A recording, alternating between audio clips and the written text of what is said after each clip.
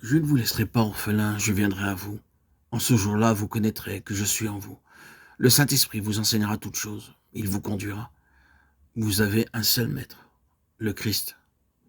Ainsi, Jésus a posé lui-même les bases de cette relation personnelle qui se réalisa plus tard par l'envoi du Saint-Esprit et qui constitue le fait chrétien ramené à sa plus simple expression. Une personne au centre de notre vie, sage, forte, aimante, un gouvernement personnel, sûr, responsable, unissant sous un même sceptre en nous les intérêts de Dieu et les nôtres. Toute la gloire de la vie chrétienne a son principe là. Personne n'a jamais rêvé, même aux heures les plus sombres de l'oppression des hommes et des choses, d'une liberté plus éblouissante.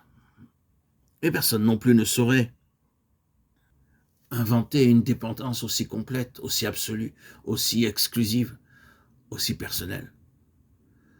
Tant que nous n'aurons pas arraché notre vie aux influences extérieures qui s'en disputent, le gouvernement, tant que nous n'aurons pas usé en faveur de Jésus-Christ seul de notre droit à disposer de nous-mêmes, tant que dans notre vie la question d'une direction unique ne sera pas tranchée une fois pour toutes en sa faveur, nous ignorerons tout des joies les plus élémentaires et les plus pures du service chrétien.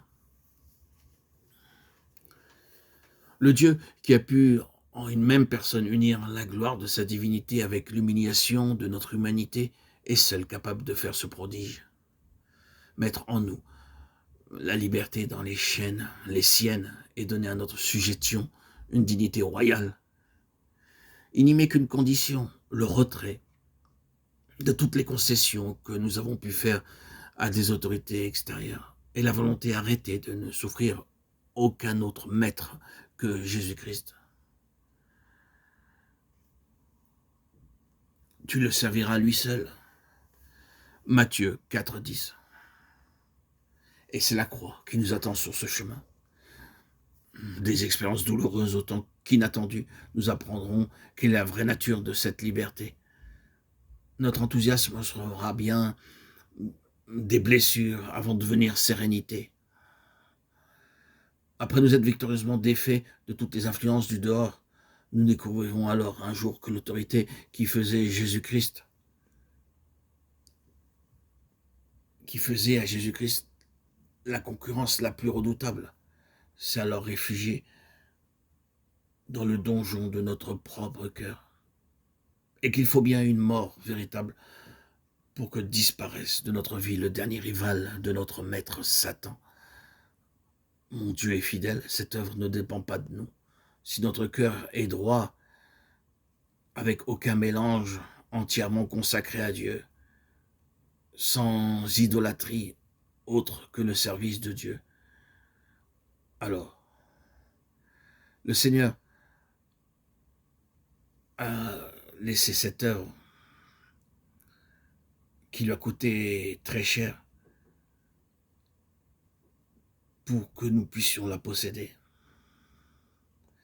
Et il n'a pas laissé cette œuvre inachevée.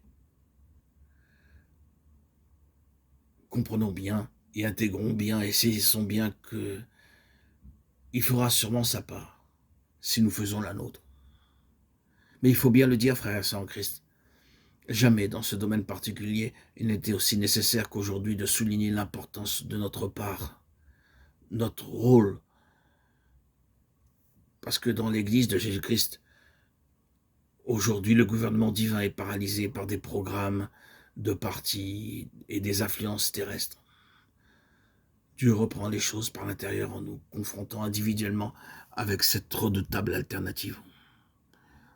Ou bien conserver notre appui à un ordre de choses qui a cessé de le satisfaire, ou bien rompre avec un régime pour suivre une personne qui est Christ, notre Seigneur, notre Dieu et Roi, le servir lui seul, Matthieu 4,10. Le monde et l'Église sont sur le seuil d'une épreuve sans précédent. Et n'en sortira victorieux que celui qui pourra, à toutes les formes de l'adversité, opposer l'attitude ferme et tranquille dont son maître lui donna l'exemple à la dernière heure de la tentation. Alors le diable laissa, et voici les anges vinrent auprès de Jésus et le servaient.